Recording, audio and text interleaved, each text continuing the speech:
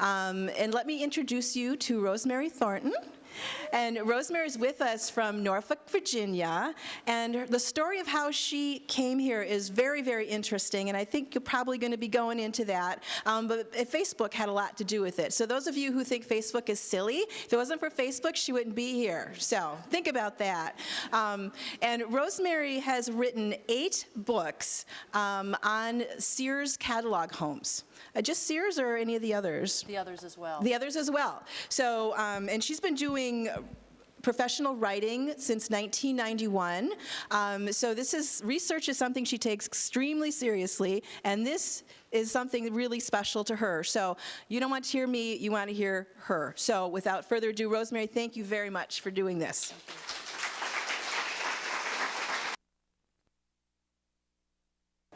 Addie would like you to please turn off your cell phones. And also, I'm going to talk a little bit about what I know and about Addie Hoyt and what I know about Addie and how I got involved in this. And at the end, we'll do questions and answers. So I'd be grateful if y'all could hold the questions till the end. And also, I've given more than 200 talks, traveled to 25 states on Sears homes. This is my first talk on Addie, so it's a little bit different genre for me. But let's get started with some kit homes. Actually, that's a Montgomery Ward kit home you have here in town. And one of my favorites is actually a very unusual kit home. Isn't that a sweet looking thing? Came from Montgomery Ward, 12,000 pieces of house, came in on a boxcar. Came with a 75-page instruction book and a promise that a man of average abilities could have it put together in 90 days. So, keep me going here, you know, oil up the machine with some kit homes. And there's the catalog picture. Whoops, I'm going the wrong way. Oh. There we go. All right, there it is. Isn't that a sweet looking house? Oh man, isn't that fun? I spend a lot of hours in my home, in my room alone doing that stuff. I've written 8 books. These were 2 of them. The houses that Sears built, I spent 4 years of my life buried in basements of libraries across the Midwest doing research. 4 years. I was 40 years old at the time I wrote that book, and I did the math and realized that I'd spent 20% of my adult life in libraries doing research. That was a little disconcerting. Addie Hoyt Fargo. How many of y'all had heard about Addie Hoyt Fargo and the legend of her murder before this? How many of y'all have been following my blog, the website where I've written, oh, sweet. You know, I write about Sears homes, Sears homes, Sears homes, and when I started writing about Addie Hoyt, the visitors, it might be a little loud, I hear some reverberation. Can we turn it down just a smidge? When I started writing about Addie Hoyt, the readership went way, way, way, way, way up. Whoops. It was really, really fun and interesting and a lot of things to come to Lake Mills and learn about a little bit more about the roots of my family. As the graphic shows, I have a great-great-grandfather, Homer Hoyt, who lived in Lake Mills for a time, and his wife was Julia Hawley. And you know, just walking around Lake Mills and getting to know the area, it was almost a reverential awe about treading on the same streets where my ancestors had tread. It was very, very interesting. Julia Hawley Hoyt, who was the mother of Addie, was a daughter of Captain Hezekiah Beach Hawley, born 1804, and his wife Teresa. Julia Hawley was born to Hezekiah and Teresa and lived in Lake Mills most of her life. Anyone know of Captain Hezekiah Beach Hawley? Anyone here related? And I only know this because I have a friend who's helped me with the research. And my grandfather was way, way, way into genealogical research, which turned out to be a boon when I learned about Addie. And then Julia lived in Lake Mills most of her life, from what I understand, and then she met Homer Hoyt when he moved here. Homer and Julia Hawley Hoyt had 3 children. They had Anna, who was my great-grandmother, and Addie, born 1872, who would have been my great-aunt, and Eugene was a son they had, born 1875, the baby of the family. This is Anna Hoyt Whitmore in the blue dress. That would be my great-grandmother, and that's her sister, Addie Hoyt, beside her. You can see the family resemblance. You can tell they're sisters, born 6 years apart. And then this is my grandmother, daughter of Anna Hoyt Whitmore, Florence Whitmore Fuller. Isn't this a stitch? This was 1922, and she was a beatnik living, well, she moved to Santa Monica, like that's a surprise. Isn't that a great picture? I love that. 1922. Anyway, she is the mother of the 2 twins, my father and my uncle. Tom Fuller is the little baby on the left, and that was his brother Ed. So Florence had 2 children, and these were her 2 children. And then that's my father 59 years later, and that's me in Mom's lap. I was the baby of the family, quite literally, 3 older boys. And this is my mother, Betty Fuller, actually Betty Brown Fuller, her mother, Florence Appleby Brown. And the reason I include them is they were from Rockford, Illinois, which isn't terribly far away. So I have lots of family roots in the area. And then this is my father, Thomas Hoyt Fuller, and his twin, Edgar A. Fuller.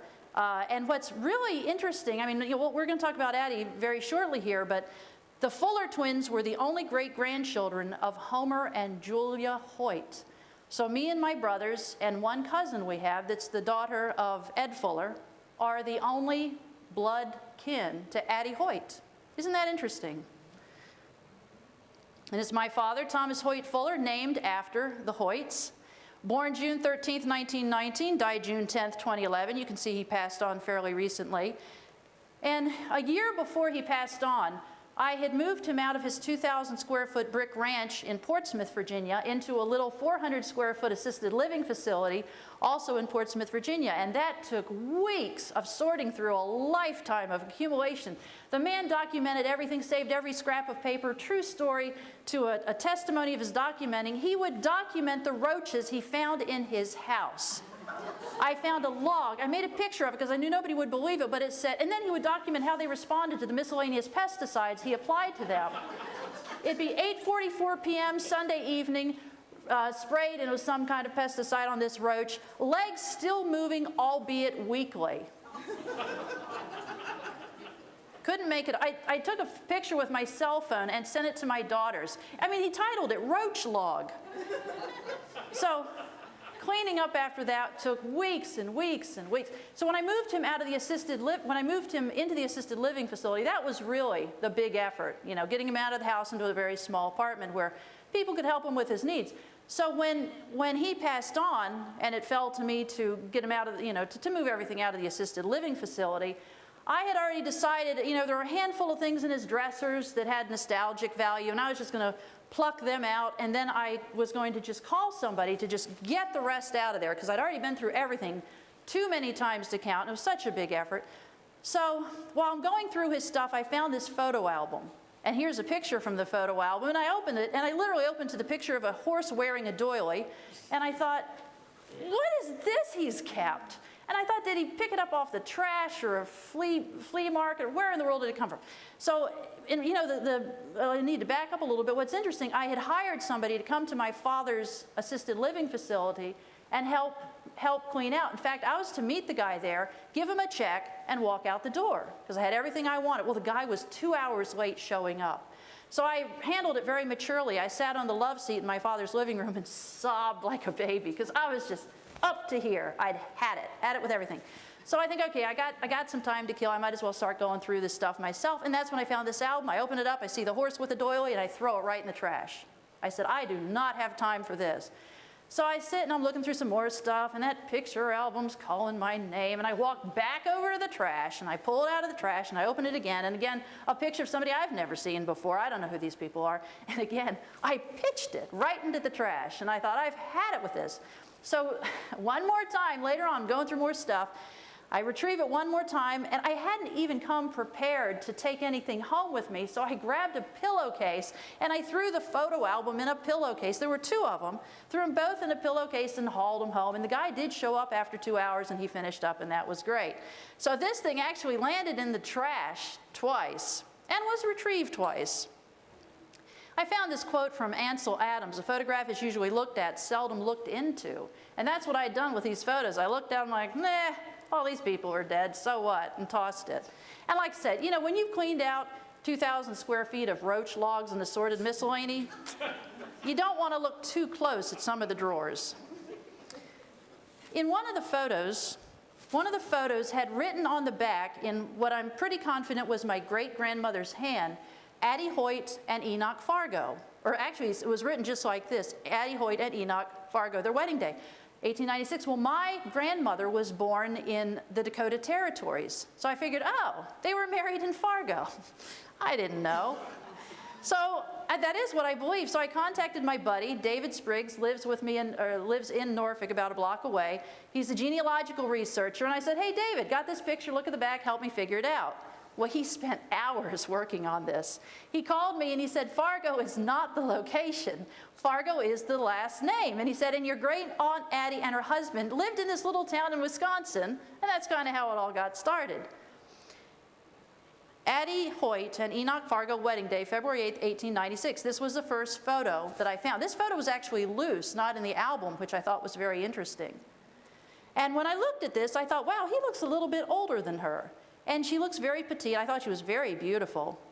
But I thought, you know, boy, she scored. Aunt Addie scored. She hooked up with a, you know, good-looking guy, or not good-looking, but a wealthy, powerful man, obviously. And this was the Fargo mansion as she photographed it and sent this photo back to her family, which is how it came into my hands. So that's the Fargo mansion, about 1896. Addie, born in 1872, was 24 years old on her wedding day, February 1896. Enoch, born 1850, was 22 years older than Addie and 46 when they were married. Interestingly, on the wedding, the marriage certificate, they both fudged their ages. He went down a year and she went up a year. Talk about compromise. It was her first marriage and his second. And when I first saw, I mean, isn't this an incredible photo? This was a professionally done portrait of Addie Hoyt Fargo right after she got married. There's faces on the arms of the chair, which is a little worrisome, but that's really a neat photo, isn't it? And I really did think she had it all. So Friday evening, after learning about Aunt Addie and that she was related to me and she was a sister of my great-grandmother, I called the Fargo Mansion in. And that's when I learned the rest of the story. That's Addie in her bedroom. Isn't that an incredible photo? When I started scanning these, I was in awe at how beautifully they blew up and how much detail and how much you could see in these photos. Look at the pillow or the sham with that ribbon on it. And here's the legend. On June 19, 1901, about 2 in the morning, Enoch Fargo murdered Addie Hoyt, shot her at close range as she emerged from her bedroom, killing her instantly. The family doctor was summoned to the murder scene, and Enoch bribed him to falsify the death certificate. Addie's death was listed as diphtheria, a dreaded scourge of the day, providing Enoch with the excuse he needed to get her in the ground fast. Because it was highly communicable, people were very afraid of it, people died of it, so that's how she ended up with diphtheria. Maddie Hoyt was living in the Fargo, this again is the legend, Maddie Hoyt was living in the Fargo mansion with Addie and Enoch when Addie died. Soon after Addie was dead, Enoch married Maddie. Now that's the legend. What follows are the facts that I've been able to glean following months of research and digging, and a lot of help. I said a little help from my friends, as the Beatles said, but some help from people in Lake Mills. And the amazing thing is how many people, one, have heard of this story. I've been getting emails from people in other states that have heard about the legend of Addie Hoyt Fargo. That amazes me. Just incredible. So, Addie's death certificate does list diphtheria as a cause of death. In fact, the death certificate was hastily scribbled out by Otway, who was the attending physician and supposedly a personal physician to Enoch Fargo, and it was full of errors, including her age. But you see, he does write down diphtheria as a cause of death. She died at 2 a.m., supposedly, on June 19th, was laid to rest by 10 o'clock the same morning. Now, that's hustling. Before this, I didn't even know you could get grave diggers in the dark to dig a grave and have it ready by 10 in the morning. Her death certificate was completed, certified, and filed within hours of her death. The logistics involved in this really are mind-boggling. In the pre-telephone days, the doctor was summoned from his residence, the Fargo home. He lived 6/10 of a mile away from Enoch Fargo. Otway comes up, examines Addie, and pronounces her dead. The funeral director has to be summoned. In Victorian times, a coffin would have been carried up the stairs, and the body would have been put into the coffin.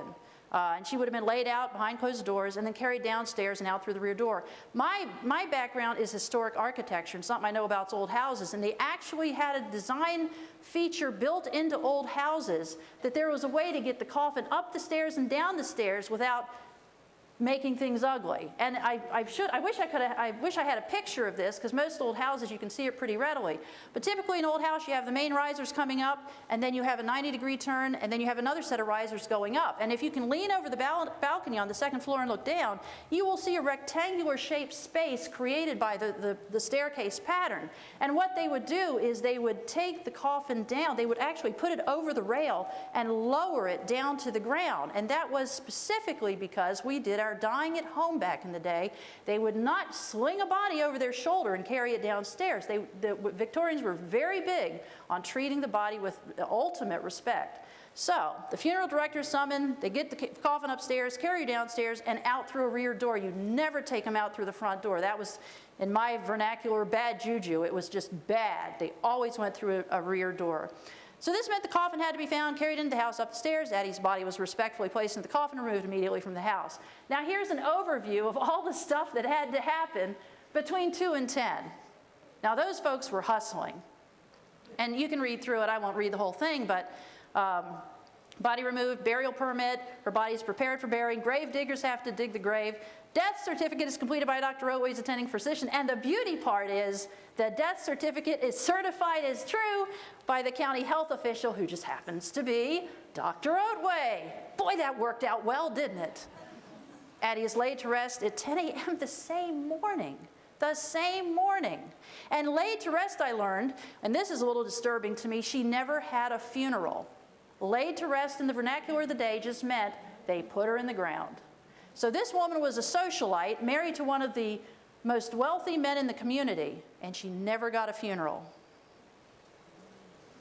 All this transpired in a matter of hours on Addie's death day, Wednesday, June 19th, 1901. It's almost as if her death had been planned ahead of time. That's chilling, isn't it? And aside, this photo came from the vertical files at your library here. And if you look at the photo, it looks like somebody's had it thumbtacked up to a dartboard. Not sure what to think about that. Shortly after Addie's death, Dr. Otway, the story, as I mentioned in the legend, is Dr. Otway got a little extra money. Shortly after Addie's death, Dr. Otway had a reversal of fortunes. He moved out of a small rental apartment and purchased a beautiful home of his own in Lake Mills. Wow, that was a dandy coincidence. He also purchased several parcels of land in Lake Mills, which were known as the William H. Otway Addition. Otway first came to Lake Mills in the early 1890s and devoted himself to establishing a family practice. In 1913, Otway sold his property in Lake Mills and did something almost unheard of in the 20th century. Now remember, he was a family physician, became an ear, nose, and throat specialist. He abandoned his long-established medical practice here in town and moved to Waukesha and started a new practice and a new life there. Why would he do that? And here's a newspaper article that talks about him starting his new practice in October 1913. And this appeared in the Waukesha Freeman. And then 15 months after moving, he's involved in a well-publicized scandal involving a man who killed himself. Enoch had 3 daughters, Elsie, Murdy, and Maddie, and his first wife was Mary Rutherford Fargo. Mary died at the age of 37. Can you believe that's a 37-year-old woman? I mean, you know, she might have been 28 there for all I know. But this, again, was in your vertical file. I don't know when the picture was taken. But she died at the age of 37, allegedly of typhoid. Allegedly. Anything we talk about Enoch is going to be allegedly. Middle daughter Murdy had died at the age of 9. I mean, given Enoch's proclivity for sweet young things, I'd love to know if Mary truly died of typhoid, because that's what's on her death certificate. Elsie, the daughters, left was born in 1876, and Maddie was born in 1883. Elsie was 18 years old when her mother died, and 24 when Addie passed on. Elsie was 4 years younger than Addie. So he brings a new wife into the household, and the new wife is only 4 years older than his youngest daughter. His oldest daughter. And it was Elsie Fargo's daughter, Mary Wilson, who authored The History of Lake Mills, published in 1983. In this book, it's Enoch's own granddaughter telling about Grandpa Enoch having murdered Addie Hoyt. Mary writes, a number of persons who knew Mr. Fargo will tell the same story. He shot Addie. And that's the fam, by the way, seated on the steps. That is Addie on the lower left, Enoch above her, and then that would be, Maddie, seated looking down, which is a very sad picture, isn't it? I found that a little troubling. And then Elsie just looks really ticked, doesn't she? I don't know what's going on, but Elsie, I mean, look at her body language. You know, she's like, do I have to sit next to him? In the history of Lake Mills, Mary Wilson, Elsie's daughter, also writes that Dr. Otway openly, freely admitted no one was fooled by his falsification of the death certificate. And that's a picture of Elsie, by the way. And then Elsie will, I won't read this, but that book, The History of Lake Mills, that to me is a very compelling bit of evidence, because here you have the granddaughter who's telling stories about what she heard growing up at her mother's side. And her mother would have been 24 when Addie died. So she's talking about what she heard growing up, listening to Mom, and that to me is a very strong piece of evidence in the puzzle. In the writing history of Lake Mills, she left us with a published record of Enoch's murder of Addie and Otway's alleged complicity. And who was Maddie Hoyt? And this is, I tell you, this is great stuff. It's so interesting to look at these people. Unfortunately, we can't go back in time and learn who they really were, but in doing all this research and looking at census records and birth records and everything else I could lay my hands on, there are a lot of interesting little players in this. February 1902, 8 months after Addie's death, Enoch married Maddie Harbeck Hoyt. According to local lore, Maddie Harbeck Hoyt was Addie's cousin. This is not true. There was no family connection between Addie and Maddie Hoyt. And not to get confused, Enoch also had a daughter, Mattie, M-A-T-T-I-E, but the sweet thing number 3 was Maddie. The cousin story was probably something they made up because, as I say, to soften the gossip occasioned by the fact that Maddie, allegedly having an affair with Enoch, had moved into the Fargo mansion before Addie was even dead. And look at this. I mean, come on. You gonna give up Addie for that? I don't know. I think Addie had it going on. But that's just me. The cousin story was probably contrived. Oh yeah, I already read that. It was probably made up so people wouldn't gossip too much. In fact, Maddie, born 1873, she was 1 year younger than Addie, was not a Hoyt, but she took the Hoyt name when Henry Hoyt married Maddie's mother, Mary Harbeck, in 1880. According to the census records, Maddie continued to live with her grandparents after her mother married Henry Hoyt. And in reading about this, Maddie's life couldn't have been easy. She was born in Lake Mills in 1873 to 19-year-old Marie Harbeck. Marie and Maddie lived with Marie's parents, William and Betsy Harbeck, in Lake Mills. And, a little PS to this. I'm researching this. Elizabeth, Betsy, as a nickname. Guess what Elizabeth Betsy Harbeck's maiden name was? Anyone know this? Fargo. Yeah, that's what I said. In 1880, when Maddie was 7 years old, her mother marries Henry Hoyt, moves out of the parents' home, and Marie, mom of Maddie, goes on to have 4 more kids, born 1882 to 1891. Census records show that Maddie continued to live with her grandparents. That had to be tough. And then sometime in 1901, Enoch and Maddie hook up. She was 28, he was 51.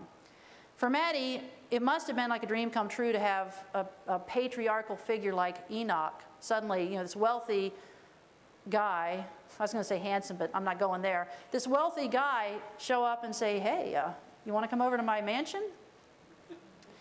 And, the writer in me, he whispered promises and romantic attentions, all promised romantic attentions. Given this difficult childhood that Maddie had, to have this wealthy entrepreneur promise her things must have been very compelling. And the household servants, this is another thing. Martha, I think it's D-R-A-G-E-R, this is right off the census records, and Mary Frey were living in the house in 1900, this 1900 census. Did they hear a gunshot? Did Enoch pay them off? Did they die of diphtheria? If anyone was going to die of diphtheria, it would have been the two dealing with the chamber pots and bringing her food and wiping her brow and taking care of her. And there's no further record. In 1905, a state census was done for Wisconsin. These 2 are gone. 2 new servants have come in. These 2, I don't show it on this form, but they were 19 and 29 years old. They were from Germany. The 2 that replaced her were, I think, 17 and 19. So they kept getting younger and younger. But what happened to them? Did they end up wealthy property owners? Did they get a little money pressed in their hands? Did they die of diphtheria? I'd love to know. And unfortunately, being German immigrants, unmarried women, I searched, could find no other record of them. And then the more I learn about this, the more it seems very unlikely Addie died of diphtheria. She was a strong young woman in the prime of her life. Isn't this a great photo? About 50% of the photos show Addie with a cat. And they're all different cats. I love that. But there she is with her smart riding outfit and her riding crop and the Fargo mansion in the background. Okay, and I'll go through this real quick, but as I mentioned, I don't know if I mentioned this, Addie's sister, my great-grandmother, lived to be 99 years old. She's pretty tough. In the early 1900s, years for which the study was done, the fatality rate for diphtheria was 5% for people Addie's age, more than 5 and under 40. The higher death rate, less than 20%, was really for the very young and the very old. Well, very old over 40. Very old then. And that sort, I could not believe my good fortune that I'm doing all this research, poking around, looking around, and somebody did a study of this, of lifespan and mortality rates for diphtheria in the first years of the 20th century. I thought, sweet. So you can't help but wonder the death rate for a 29-year-old healthy woman is probably the lowest of all. Because you've got, if you're just doing the under 5 and over 40, you're going to have people at the other extremes skewing that. And then I also learned, did anyone know the Iditarod in Alaska was first known as the Great Race of Mercy, where they tried to race the serum for the diphtheria out to these kids in Nome, I think it was. Or they went from Anchorage to Nome to deliver life-saving serum as fast as possible. I never knew that the Iditarod started as a race to get medicine out to the Inuit children. So, knowing all this, it's a tough sell to say that Addie first started feeling well sometime late Tuesday morning, which is what the claim is, as appears in the published obituary we'll look at in a minute. And then 16 hours later, boom, gone dead. Addie's gone, 29 years old. Goes from, having a good time to dead. That is a tough sell, 16 hours. And I wonder, was this Oatway's conscious emerging to say, you know what, I made it all up, this is crazy, don't believe it. You got to wonder. And something that I don't show this, but in May 1901, almost exactly 30 days before Addie died, a newspaper article appeared that said she exerted strenuous effort in creating the Lake Mills chapter of the DAR. She founded the local DAR, which I know is defunct now. So this was a strong, competent, capable woman. And here's the obituary, and I would like to read this. The many friends here of Mrs. Enoch J. Fargo of Lake Mills were greatly shocked to learn that she died early Wednesday morning. I bet Addie was shocked too, to learn she died early Wednesday morning at her home of diphtheria. We learned the fact that she was afflicted with this dread disease was apparent to her physician only a few hours before she received the last summons. And it took me a while. The last summons, you know what that means? Is when she goes to heaven. And by the way, the reason I'm reading you this, and the reason this matters is, one, it's pretty detailed, and two, it is a mess. I don't know who wrote this, but it's full of contrary information. Okay, diphtheric growth as big as the end of a lead pencil was discovered in her throat, and she was put in the care of a nurse. At midnight, 12 midnight, she's considered improving. Between 1 and 2, it says she sprang out of bed, gasping for breath, and a few seconds later fell back on the bed dead. Very dramatic. She was laid to rest the same morning at Lake Mills Cemetery at 10 o'clock. The bereaved husband has a heartfelt sympathy of a wide circle of friends, twitch, twitch. Mrs. Fargo was a gifted woman possessing a discriminating taste and fine literary ability, and gave promise of rare usefulness to the community in which she lived. Okay, so what was the part about the, let's see, doctor didn't know it was diphtheria? Did we go over that part? But anyway, so Tuesday morning, she's got a diphtheric growth in her throat, and the doctor, who's an ear, nose, and throat specialist now, is puzzled by this. She has a diphtheric growth. What could possibly be wrong with her? And the other thing is well, I'll talk about this in a minute, but where did this come from? Who wrote this? Who's the witness? Who's keeping track of the time? It's 12 midnight. She's about to spring out of bed. How could the doctor not know it was diphtheria? And I talk about the diphtheric growth. And most importantly, diphtheria kills you, that 5% mortality rate, when the disease overwhelms your immune system. And it also sometimes would attack your brain and your heart. And that was not something that happened in 16 hours. It took days or weeks. And then what I loved about that obituary, the truth is simple and lies are usually lots and lots of words in them. And then, again, we talk about, 5%. In other words, 95% of the people in Addie's age bracket would have survived diphtheria, which surprised me. I thought diphtheria was one of the big dreaded diseases. I had no idea the mortality rate for it was so low. I'm sure it wasn't a lot of fun to get it. And this, to me, is another very haunting photo. Addie Fargo, 1904. This was in the photo album I found. All these photos, except the ones that came from the library, which I've specifically mentioned, were in the photo album that I threw out twice at my father's assisted living facility. But this was one of them. That's Addie with a cat. Again, another cat. Lots of cats.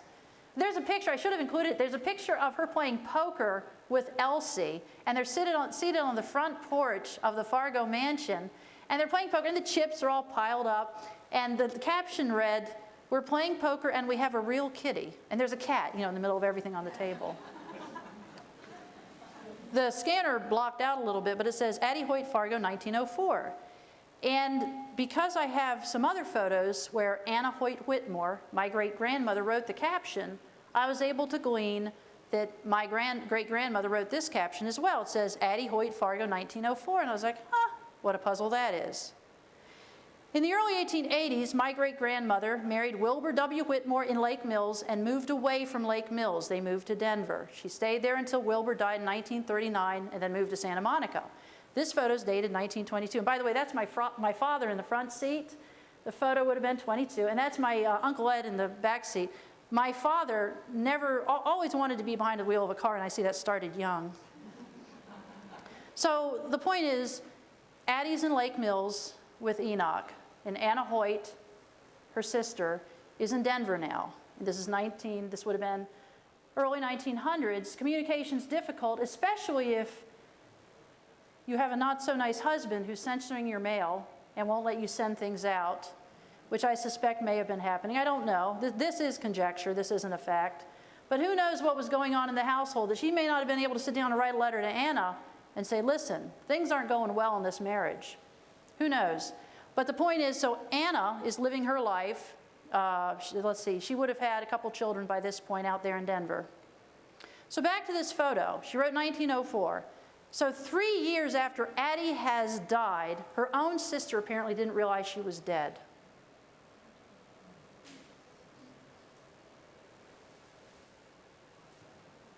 Isn't that chilling?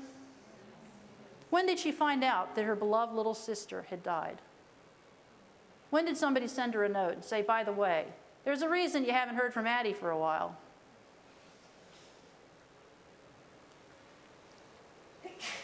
By the way, there's a lot of pictures in the world. Going through my father's stuff, I did throw out millions and millions of photos. My father used to, toward the end, not toward the end, about when he hit 70, about when he hit 45, he got a little weird.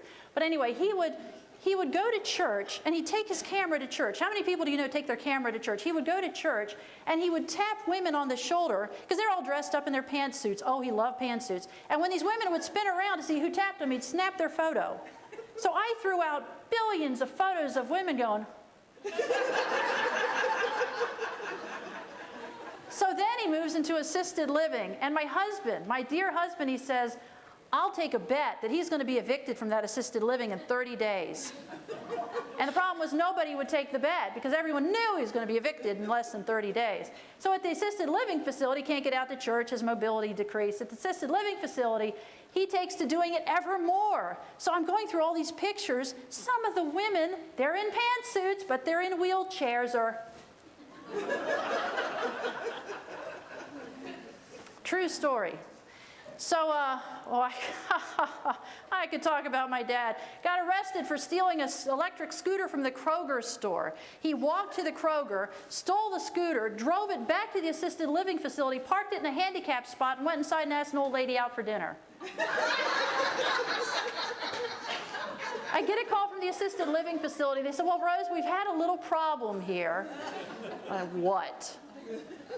And she said, well, your dad stole one of those rascals with the steering and everything. She said, but don't worry, we got it back and they're not going to press charges. I digress. The point where that was going, it really impressed me that of all the pictures, all the photo albums, all the documentation, that my great-grandmother and grandmother held on to these two photo albums through the decades. I mean, these were from 1901 and prior. And my father got them when his mother and father passed on, very, very close together. He went out to the house, you know, again, go through everything, and he saved these photo albums for reasons unknown. These photo albums, there's two of them. They've been through a lot, and it's amazing that, you know, they survived. Robin Untz, where are you, Robin? God bless you. I had a wish list of what I wanted to do when I came to Lake Mills and what I wanted to find. And one of the things I wanted to find was the burial permit for Addie. And I didn't even know about burial permits till my buddy Dave Spriggs said, you got to find that burial permit. And God bless the great city of Lake Mills. They had burial permits going back to this time period, probably before. But Robin called Bill Hartwig, and he whips those things out, and he pages through and shows us the date. So this to me is the smoking gun. This to me is the most compelling piece of evidence that Addie did not come to a peaceful end, a natural end, I should say. In a certified copy of this death certificate, Otway says the burial permit had been obtained, and it was obtained on the date of Addie's death, again, height of efficiency, and it's burial permit number 32. Thanks to Robin Untz and Bill Hartwig, we tracked down the original permits and found that no burial permit was ever obtained for Addie. The burial permits are in chronological order. Robin had the forethought to look at pages. No pages are missing. Addie should have been permit number 22. If you look at the dates, date number 1 is May 1901. Date number 2 is June 27th, 1901. And the thing about these permits, and I've been learning a lot about this, this was the paperwork that told the grave digger, go open up a grave. And Robin had the forethought to ask, well, what if it's a family plot? And Bill was saying, it doesn't matter. This isn't about the real estate. It's about opening up the grave. So Addie didn't have a burial permit, and yet, let me go back to that other one. Otway wrote that it was number 32. What a puzzle that is. So number 32, in fact, belongs to this name I can't pronounce. But it isn't Addie. She was age 24, 9 months, and 10 days. And she died, very interestingly, March 26, 1902. And what my theory is that Otway's scribbling out that death certificate in a mad rush. And by the way, you know, you're supposed to put deceased mother's name, deceased father's name. He put Mr. and Mrs. Hoyt. Really? Can you not turn to Enoch, who's probably cleaning up his hands for whatever reason, and say, hey, buddy, what was her mama's first name? What was her dad's first name? So Mr. and Mrs. Hoyt, her birth date was June 1901. I'm sorry, her birth date was January 1872. Her death date was June 1901. And he puts on the death certificate that she was 29 years and 1 month old. I mean, even if you're in a rush, January to June, that's a little more than a month. So anyway. I really do think that the fact that there's no burial permit for Addie is really compelling evidence, and it raises a bunch of new questions. Is Addie even in the plot under the marker that bears her name? Is Addie even buried out there? Without a burial permit, I kind of doubt it. Or did he dispose of her in a more sinister way, is the word I use. But I mean, if you think about this, Enoch was a wealthy entrepreneur. He owned the, what was the name? Somebody help me, the creamery? What was the name of that? Creepaco. He owned that, a lot of money, well-known, and a smart guy. So, if you're going to commit a heinous crime, just as a hypothetical, not that I've given this a little thought. I'm actually a pretty gentle soul, but the fact is, would you really want her body in the grave? Because if questions are raised later by family or friends or anybody else, they're going to exhume the body and answer the questions. Meanwhile, if questions are raised and you go to exhume the body and there's no body, you can say, those darn grave diggers. They must have known she was a rich woman and went after her gold. So as a scheme, it was pretty brilliant, if that's what he did. And if you go back to these burial permits, this is just a little PS. I don't know if I got a close-up. The secretary of the cemetery at that time was Robert Fargo, Enoch's uncle, which actually, to me, I think is a more compelling argument to keep it on the up and up. You don't even have to wait till the office opens. You can just call Uncle Bob and say, yo, I need a burial permit for Addie. And that was too much trouble for Enoch. And these records, by the way, were so meticulous and so precise and so perfect. So, and then the next frame I want to show you. This is a few pages after Addie, and this is a stillborn child. And they had to get a burial permit for a stillborn child. So that tells you how stringent they were about making sure that every time a grave was opened, there was a burial permit. There's also a fee to be collected, but it's pretty minor. So what I'm guessing is that Otway, like I mentioned about filling out that death certificate, I got distracted, but he fills out that death certificate in a great big hurry, and he's thinking, we just buried that old lady. Her death certificate number was 17, so we're probably up to about number 32 now. That's what I think he did. He misjudged, because summer was a slow time in Lake Mills. I mean, apparently not that many people passed on. And the most disturbing piece of evidence for me is this picture of Addie. The whole album spanned a period of time from 1896 to 1900, but this picture, and Addie had dated some of the photos, this picture was different, and I'll talk about this in a minute, but it was on a different cardstock. It was on different quality photographic paper, and while many of the pictures retained their depth and contrast, this picture was almost completely washed out. So this picture wasn't, I don't think this was a professional photographer. I think somebody had just, gotten the 1901 equivalent of a brownie and came by the Fargo's house to get a, see if their new camera worked. I don't know, but does anyone know what a brownie is?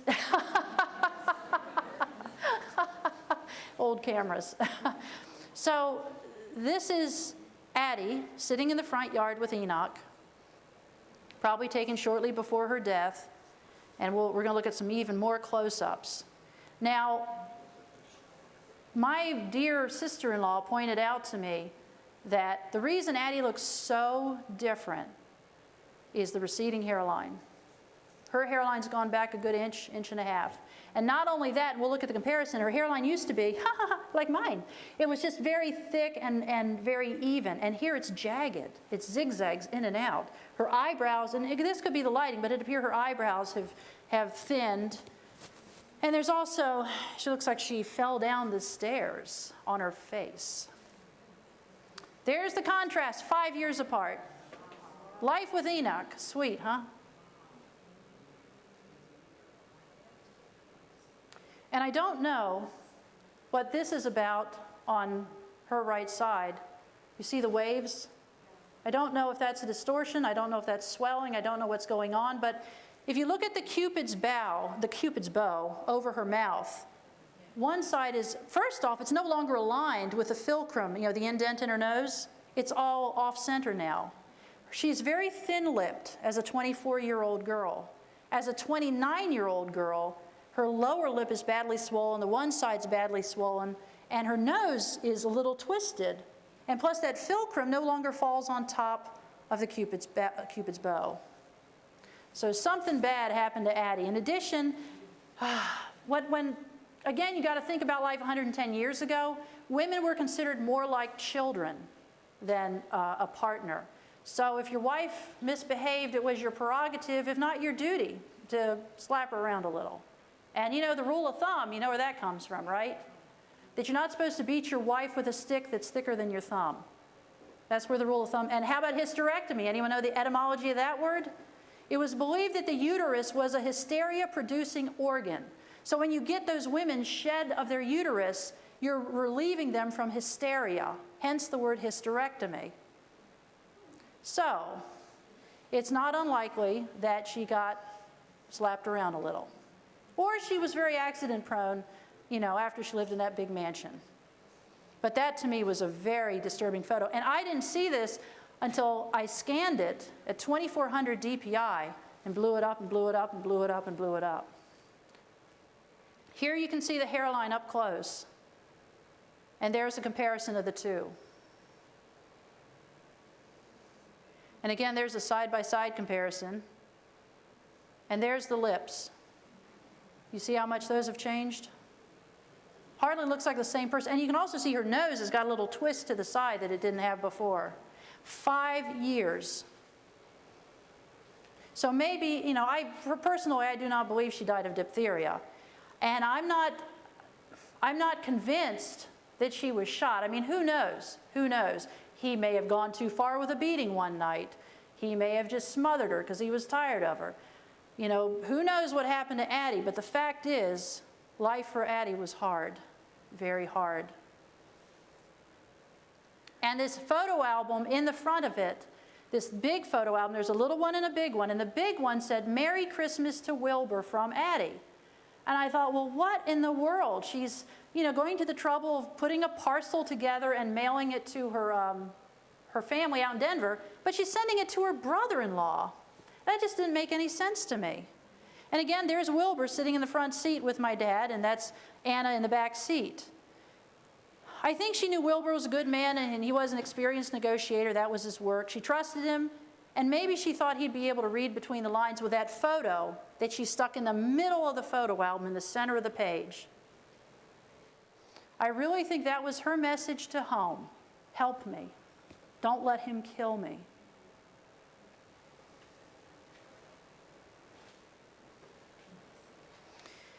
As I mentioned, found the perfect center of the album. It's the only photo that doesn't show the happy, happy days at the Fargo mansion. And I mentioned it's a different quality and texture and paper, and it had faded a lot. In fact, it faded so much it looked white at first. And I scanned it, a friend scanned it, we fiddled with it, we changed the contrast until we got the photo you can see. As I say here, her pleas for help did not arrive in time. She died shortly after the last photo was taken. She was 29 years old. And it's said that Addie's ghost wanders the halls of the Fargo mansion, unable to find peace. As her, I would be her great niece, I believe that a resolution of this 110-year-old murder is the key to helping her soul find heavenly rest. I really do. If she had died of a disease process, that's a tragedy. If you even, you know, I'm guessing, but even to die at the hand of someone else is an unspeakable tragedy. But what would make me nuts is to die at the hand of someone else and have him get away with it, and then go on and marry another woman. That would be enough to haunt anybody, and that would be troubling. Enoch Fargo, 1850 to 1921. When he died in 1921, he was living in Florida, and Maddie, wife number 3, was living in an apartment in California at the time. 3,000 miles, I guess, was a safe distance. It was the 1920s divorce. You know, people didn't divorce, they just moved to different coast. After Enoch's death, Maddie left the West Coast and moved back to the Fargo mansion. She lived another 40 years after Enoch, passing on in 1964. And now, how you can help. The reason I left my pretty little house in pretty little Norfolk and got on an airplane, which I don't like airplanes, and I was on one of those toy airplanes, you know, that you kind of just get smaller and smaller and smaller. And I was having just a little twinge of back pain sitting in a seat that was this wide and there's this much knee space, you know. And I was squirming and trying to get my legs up. On those seats, true story, these commuter planes, my knees hit the back of the seat and my feet just kind of swing in the air, you know, because there's just not room for long-legged people. So anyway, I'm sitting next to this woman on the plane and she goes, "Honey, there's an open seat. Why don't you move over there?" I was like, all right, I'm trying not to complain. Anyway, so the reason I left my beautiful home and came out here, this is what I need. Any letters or correspondence, she was probably involved in the women's club. She probably was a prolific writer. One of the obituaries talked about her literary efforts. Journals, and anything about Otway. I'm hungry for information on Otway. How did he get that little pretty house in Lake Mills? Did he pay cash? Did he have a mortgage? I'd love to know. And then also any letters, newspapers, anything on Addie, Maddie, Enoch, and Otway. And what happened to the servants? Martha, actually I think it was Frey, F-R-E-Y, and Mary, D-R-A-Y-E-R or D-R-A-G-E-R, I'm not sure. And the other thing that Randy reminded me of this morning, I'm staying with Katie and Randy, who've been very gracious. And oh my gosh, they've been feeding me like a queen. I love it. It was all I could do not to call my husband and say, I won't be home for a while. Is that any stories you've heard, you know, from the crazy old aunt who says, you know what, there was a story about that house. And then this is a reach, but where's Addie? I'm seriously wondering, have there been any stories of bodies being found around the lake or near the lake or washed up? Are there any stories of missing people, how can I say this, of bodies being recovered and not being able to identify? I really don't think that Addie is in that grave. I really don't. I mean, I don't know. Who knows? This is conjecture. I don't know.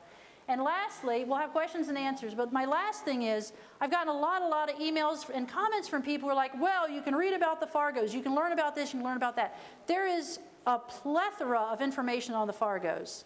I want to know about Addie. I want to know, and I don't want something that's in a book, about the Fargos, because that tends to be cleansed, except for the history of Lake Mills, God bless Mary Wilson. But I've had so many emails and letters from people saying, we can read this volume of biographical information on the Fargos. Not interested. I want to know about Addie. So any information that you come across or find, I'd be so grateful to hear about it. So my last photo. You can contact me through my website, searshomes.org, which also has turned into a website about Addie mostly, as my Facebook friends know. Or you can contact me through Jill and the Lake Mills Main Street program. Last picture of Addie in her bedroom. Embroidery, probably about 1890.